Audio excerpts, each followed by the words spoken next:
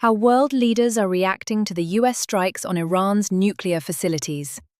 Concerned by the escalating conflict in the Middle East, world leaders have reacted after the United States struck Iran's nuclear facilities. UK. Foreign Secretary David Lammy urged Iran to show restraint and reach a diplomatic solution to end this crisis. In a post on X, insisting that the UK did not participate in the US strikes, Prime Minister Keir Starmer earlier urged Iran to return to the negotiating table after the US's strikes, calling Iran's nuclear program a grave threat to international security. France.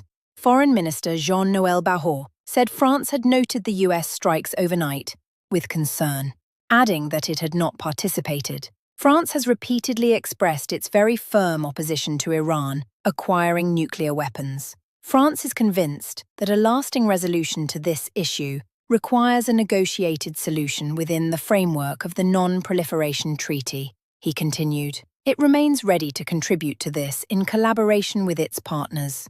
Germany.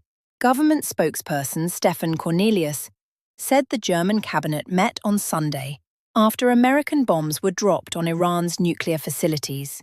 The federal chancellor and the ministers of the Security Cabinet will consult closely with their partners in the EU and the USA on further steps during the course of the day. Federal Chancellor Friedrich Merz reiterated his call on Iran to enter into immediate negotiations with the USA and Israel and to find a diplomatic solution to the conflict, he said. China. A spokesperson for China's foreign ministry said, China strongly condemns the US attack on Iran and the nuclear facilities under the supervision of the International Atomic Energy Agency.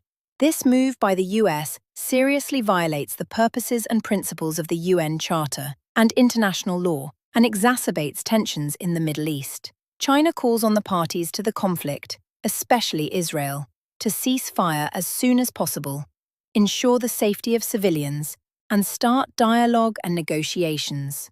China is willing to work with the international community to pool efforts, uphold justice, and make efforts to restore peace and stability in the Middle East, it added. Japan. Japan's Prime Minister Shigeru Ishiba said a de-escalation as soon as possible is more important than anything, but that, at the same time, Iran's nuclear weapons development must be stopped. He told reporters in Tokyo on Sunday that, "We are closely monitoring the situation there with grave concern." The European Union. President of the European Commission, Ursula von der Leyen, said stability must be the priority, and respect for international law is critical. She said, "Now is the moment for Iran to engage in a credible diplomatic solution. The negotiating table is the only place to end this crisis."